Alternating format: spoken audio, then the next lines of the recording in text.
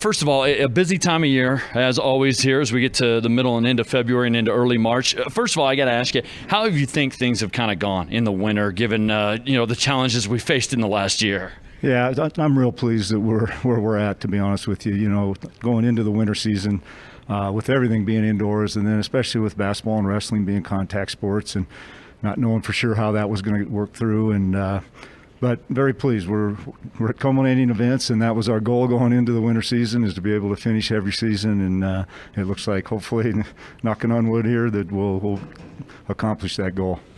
Biggest question I think I hear from fans right now is, what are we doing ticket-wise for regional basketball, state wrestling, state basketball? How is that going to work out? Yeah, that's taken us a long time, actually, especially with the regional events, because we are trying to separate them so we can give more opportunities for people to go. But especially in our 1A, 2A, we have some smaller facilities. So each quadrant in the district basketball, at least, and wrestling, they've determined how they're going to do the tickets with the schools that are coming to them. And so they've got a process in place. Some are staying with the 2 tickets per parent. Others are going to be able to, because their facilities maybe let a few more people in.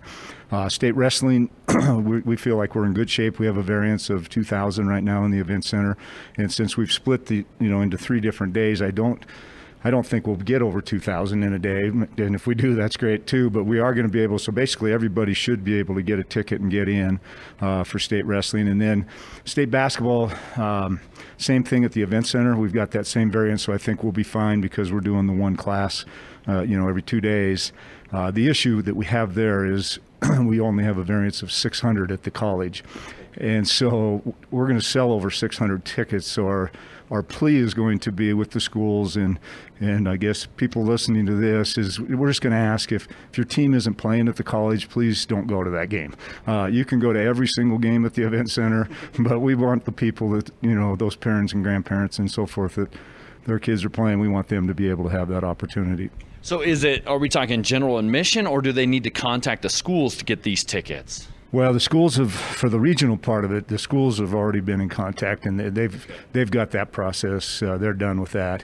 The tickets are on sale right now for wrestling. I'm hoping today, I'm meeting with the event center. We have a little conference call here a little bit later. I'm hoping today that the state basketball will also be on, and they can just go on and start purchasing those tickets as soon as they're live. Board meeting wise, you guys had a board meeting, early last week. It didn't look like anything significant came up. I know you tabled a couple items, though, at the same time. Yeah, the biggest thing we dealt with was the culminating event proposals that we were looking at in different bids. And so we did table a couple, mainly because Cheyenne's going to have a new pool coming in this next cycle of our bid process. And so we wanted to have some time to meet with, we also had a bid from Gillette and Laramie. Again, they always do a combined bid. So we're going to meet with those 3 and see if there's something that maybe we can work out, so all of them will be able to have an opportunity. And then the other one we tabled was in the spring with softball, because we did get a bid from both Cheyenne and Gillette. And since we've already given the soccer bids out for several years, we wanted to make sure Gillette will be in that rotation. And so when they're hosting soccer, then we want Cheyenne to be hosting the softball and not have everything in one community, so we can spread that out a little bit and stuff. So we need to work with them as well, and just kind of sit down and make sure we're all on the same page with that. And then we'll bring that back to our April board meeting and go from there. So. Anything else kind of coming up that might be big issues you guys have to talk about?